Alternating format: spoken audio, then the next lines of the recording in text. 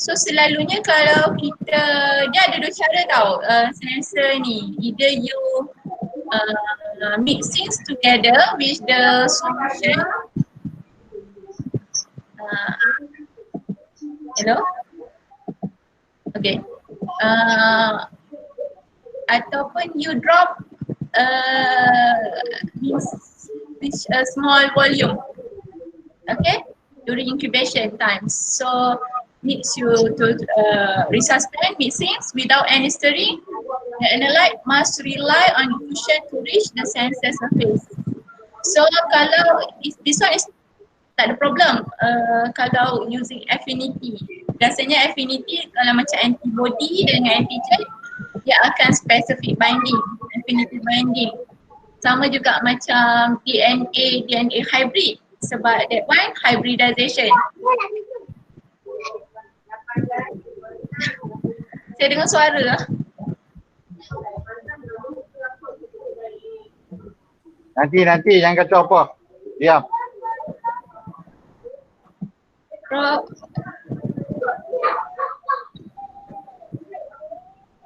Doktor ni. Dr. Nasrul. Dr. Nasrul kena ni kot, tutup audio. Okay. Tak apa. Okay. Saya pun dua-dua nak bagi kelas online ni. Okay, so kiranya 34.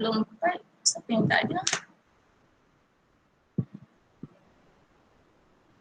Okay, we continue our slide. Okay, the analyte will have to rely on diffusion for the last stage of its journey to the immobilized receptor. So the immobilized receptor either dekat active site of the transducer. So kita ada immobilized receptor. So target analyte will bind to the immobilized receptor. So according to this one, rely on diffusion. So affinity binding.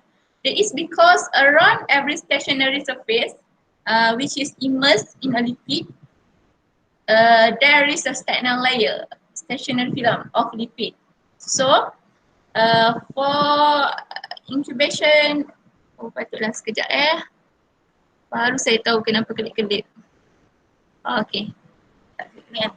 So untuk antibody ataupun untuk kita punya bioreceptor, either antibody ke, enzyme ke, DNA probe, we need in aqueous forms, in the incubation time. That's why baru reaction happen, okay, in the liquid form. In this case, tak ada masalah untuk biomolecules in the liquid form sebab kita pun resuspend in the some buffer untuk dia bagi reaction.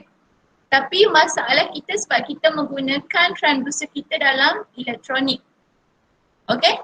So kita kena cari equilibration between both ni. Organic dengan inorganic. So inorganic substance is the transducer itself, and the organic substance is a bioreceptor and the interaction with the antigen. So that's some kind of problem when you are using biosensor. Sebab kalau biosensor biasanya either you immerse your punya transducer dalam solution ataupun you drop. Dia ada dua cara, okay? Sebab kita nak minimizekan penggunaan solution, volume of solution that yang kita nak drop ataupun kita nak immerse. So that's why we are prefer using less than 10 microliter of target analyte, okay? This is the advantage of using biosensor instead of using molecular approach. Okay? So kalau molecular approach macam yang sekarang ni COVID, kita masih rely on real time PCR. So ada juga yang mengatakan menggunakan kit biosensors. Diorang guna bukan kit biosensor, diorang guna lateral flow. Okay, macam pregnancy test. That one, ada yang menyatakan bahawa menggunakan kit tersebut tidak reliable compare dengan real time PCR. In this case, you need to know what is the advantage of using real-time PCR or the advantage on using the lateral flow kit yang guna ni. Sebab kit ni menggunakan yang saya dah ajarkan, diorang guna membrane, sama ada nitrocellular membrane ataupun PPDF. So in this case, the membrane itself as a dia gunakan untuk detection. So sometimes dia punya masalah adalah pada antibody tersebut. Okay, problem. So sebab tu Malaysia still rely menggunakan real time PCR, real time polymerase chain reaction. Tapi result tu dapat lambat lah. Okay. Okay. Tapi sensitivity kalau compare RTK kit ni, RTK kit yang menggunakan lateral flow tu compare dengan real time PCR, real time PCR lebih sensitif sebab kita detect virus tu, RNA virus. Compare dengan RTK kit ni, kita detect dia punya antibody based on the protein. Okay, interaction. Protein yang telah diekspreskan. So in this case, if the analyte diffuse more slowly through this layer that it can bind on the surface, then the biosensor is diffusion limited. So ada juga kekangan dalam this biosensor actually. Okay. Right. Okay. So kalau kamu tengok dalam gambar raja slide ni, ada sensor surface as a transducer. So kita immobilizekan dengan kita punya, we immobilize which antibody or DNA probe ataupun enzyme. It depends apa yang kita, what we refer to check whether we want to use protein itself, want to use antibody. So the stagnant film, here we can see the stagnant film here. Basically, salah satu one of the method we are using cryogel as a stagnant film here. So the analyte molecule in bulk solution, so they will immobilize, binding to the immobilized layer. Okay. So this is the calculation of the diffusion rate across the film. So kalau kita tengokkan biosensor ni, kita ada limit of detection, sensitivity limit, tu paling penting. Selectivity, 3 ni, LOD, sensitivity, selectivity test, and one repeatability, and also we need to repeatability, consider 4 tu yang penting. Okay. So the simplest case to consider a thin film versus planar. Okay, microscale. As always, the rate of mass transfer of material across the surface depends on driving force, concentration difference. So that's why dalam sensitivity, kita we are using different concentration of target analyte, but we are constant, kita tetapkan dia punya immobilized concentration of immobilized probe. Okay, the area of the surface, active area, and coefficient which describe the transfer rate within the surface when the rate of diffusion, or we call it as a mass transfer per unit of film, can be given in these equations. So kalau kamu tengok equation ni, dia ada the mass, KD is the mass transfer coefficient, CB and CS concentration. Okay, pasal equation ni saya akan, kita nanti buat tutorial lah sikit sebab nak cover macam mana kita nak guna equation ni dalam calculation of mass transfer between the immobilized probe and also the target analyte. Okay, for a given surface area means active site, it's evident that the mass transfer rate is greatest when the KD is large. So KD tadi adalah the mass transfer coefficient. So the concentration difference is large, which the rate of binding attempt to measure low concentration of analyte, which are often desirable, are not favored by diffusion. Since CB will be low, giving a small driving force. Okay, Sat. Saya baca dulu komen. Okay, so target analyte kita selalunya untuk biosensor, kenapa kita kena nak detect low concentration of analyte? Because sometimes for biosensor, we want to eliminate using PCR. Okay, PCR is stand for polymerase chain reaction to amplify the gene. Okay, somehow ada juga biosensor yang still kita amplify the gene. Contoh kamu ada virus corona, okay, kamu isolate daripada sampel daripada human, ambil, tapi kamu tak boleh dapat detect.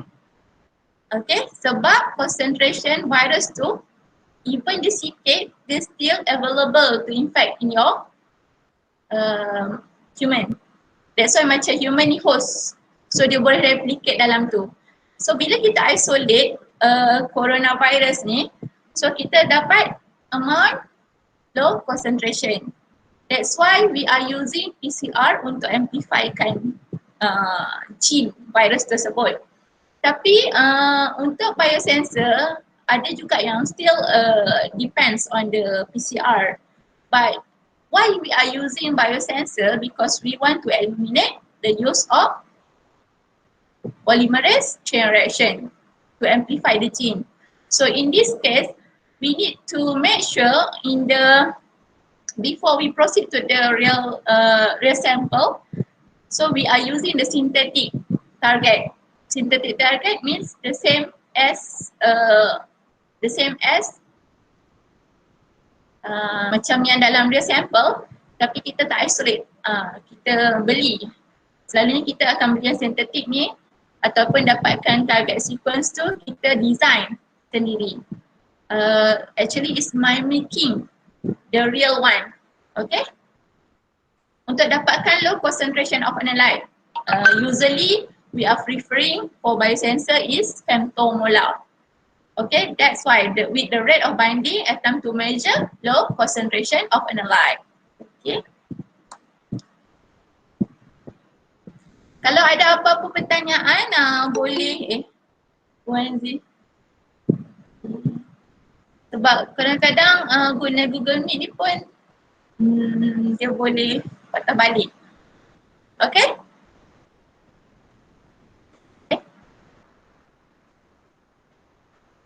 Okay, the mass transfer coefficient, either the film thickness, okay, diffusion coefficient, diffusivity of the analyte in the films. Okay, kalau sebelum saya proceed, kalau ada apa pertanyaan boleh letak kat chat lah. Semua faham tak? Fatimah. So kalau tak ada respon dekat chat, saya teruskan je ya. Okay. Does a thick film decrease while a high diffusivity favors diffusion through the layer? So in this case, if a membrane has been used in the construction of the sensor, so setakat yang saya tunjuk kat kamu adalah IDE ataupun FET. That one guna silicon membrane, silicon wafer.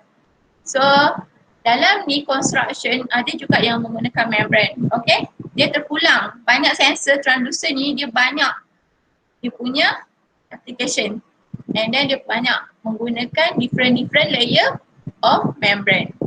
So kita kena study jugalah apa dalam microfabrication apa kebaikan menggunakan sensor tersebut. Okay. Then there will be a mass transfer equation for diffusion across the membrane in addition to that stagnant film. Usually the resistance of the membrane. Biasanya kalau sensor dia boleh guna sama ada resistant ataupun conductant. So the resistance ni of the membrane is to diffusion is more than stagnant film. So kalau resistant macam kita bioreceptor tu ada sebagai resistant kita. So bila ada binding, okay, kenapa kita boleh measure biomolecules? Because of dia ada negative charge and also kalau for DNA dia ada negative charge sahaja pada phosphate backbone. Okay, untuk DNA, RNA means nucleotide. Kalau untuk protein dia ada dua. Maksudnya dia ada charge positif, dia ada charge negatif juga. Okay, itu perbezaan di antara DNA, genetic information dengan protein.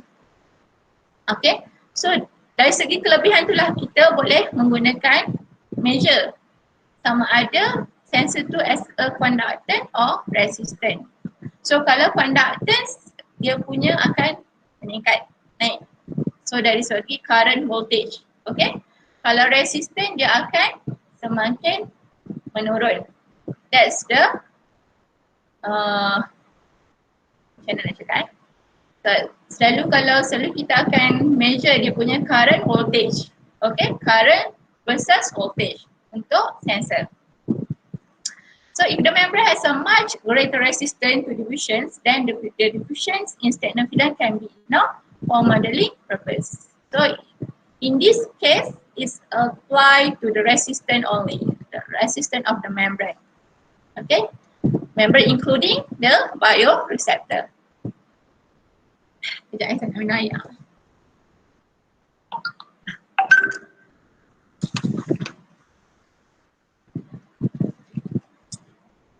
So, rate of electron transfer. So, consider of electron transfer from a donor specifically to an acceptor species A in solution. So, kalau kamu tengok ni, dia punya mechanism. So, D plus A. So, D plus charges plus A minus. So, kalau sebelah ni saya ajar carboxylic group, dia akan jadi COO minus. Daripada COOH, akan jadi COO minus. And amine group daripada NH2 dia akan become NH3 plus. Dia accept the electron. Okay. So daripada situ kamu boleh guna persamaan ni untuk check rate of electron transfer. Ini kita belajar dalam biochem. Kan? Dalam biochem kita ada belajarkan pasal ni. So saya nak kamu recall balik.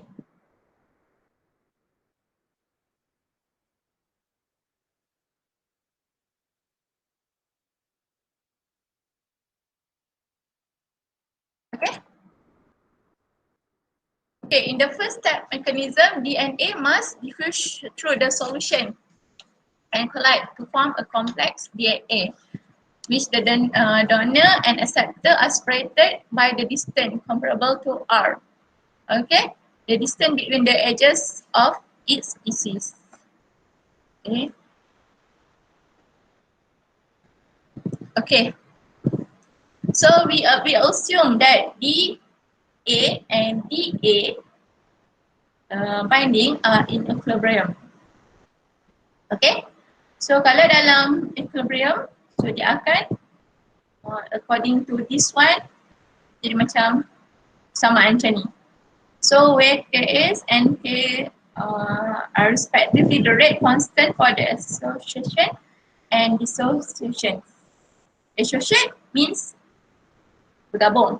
Dissociate dia pecah. Actually this one become reversible kalau untuk enzyme complex. Antigen antibody boleh tak bertindak macam enzyme? Itu salah satu yang saya nak kamu baca balik pasal enzim kompleks, enzim and substrate kompleks dengan antigen antibody kompleks. It's totally different. Okay.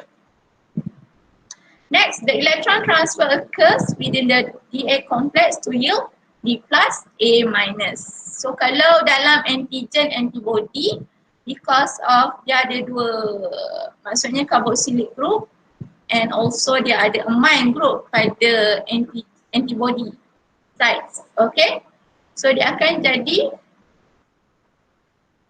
sama yang macam pula untuk pengiraan.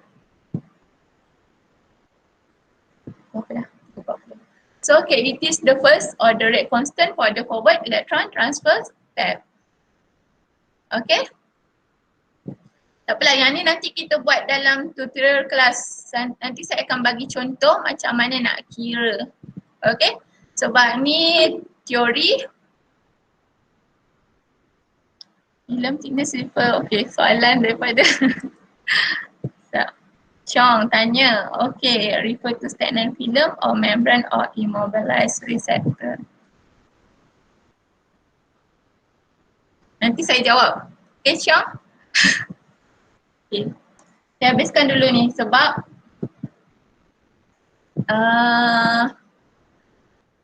kamu punya ni nanti saya akan note ni. Okay, ya. Okay, the factor that determine the rate of electron transfer reaction in solution. Assume the main decay rate for the E plus A is the dissociation of the contact into separated ions. Is follow this one. So the rate of product formation is controlled by diffusion of D and A in a solution, which foster formation of Da complex. Okay. This is the, we can see that and the process is controlled by the activation energy of electron transfer in a Da complex, either Da complex, okay? So dia dah binding together. So theory of electron transfer dia ada berapa? So dia ada dua teori. So one, electron are transferred by tunneling through a potential energy barrier determined by the ionization energies of Da and D plus A minus complex. Electron tunneling influence the magnitude of Kb. Okay, the complex Da and the solvent molecule surrounding is undergo structural rearrangement prior to electron transfer. So the energy associated with this rearrangement and the standard reaction chips energy determine the changes of dia punya simbol tu. Okay. So macam kalau according to this diagram, so you can see that electron tunneling. So like classical physics, we climbing the hill. And according to Frank-Cordon principle, electronic transition are so fast. They can be regarded as taking place in stationary nuclear frameworks. This principle also applies to Da and become D plus A minus. Okay, this is the quantum physics tunneling. So dia ada increase and decrease of according to the energy itself. Okay. The Gibbs energy surface of complex Da and D plus A minus involved in electron transfer process as represented in diagram below. So kalau kamu tengok Gibbs energy, dia ada dua, sama ada Da complex, so dia ada juga dalam D plus A minus complex. Ni nanti kita akan dalam tutorial nanti saya akan buat 1 jam untuk tutorial untuk kita buat ni dalam calculation. Okay. The nucleus do not have time to move when the system pass from the reactant to the product surface as a result of electron transfer. Therefore, electron transfer can occur only after thermal fluctuation, bring the geometry of dA to Q. The value of nuclear coordinate at which the two parabola intersects. So dari sini kalau kamu lihat sama ada dalam dA punya ni, so yang intersect ni, okay? The value of nuclear at which the two parabola intersects. Bertemu. Okay? So Gibbs energy versus displacement. Okay, this is one, okay. Ini nanti saya akan terangkan detail dalam kita punya tutorial. Saya akan buat tutorial. Okay? Okay, so reference, kamu boleh tengok. Ya. Yeah. Ada buku pasal yang memang berkaitan dengan biosensor and bioelectronic. Kamu boleh refer kat situ. Okay? Kejap, buku tu saya ada tapi nanti saya cari balik. Okay, ada apa-apa soalan? Soalan Chong nanti saya jawab balik. Okay. Tutorial. Okay, esok quiz. Boleh tak kita buat quiz esok? Tapi quiz tu tak masuk lah chapter ni. Quiz tu masuk chapter yang 1, 2, 3 yang saya cakap sebelum ni. Boleh kan?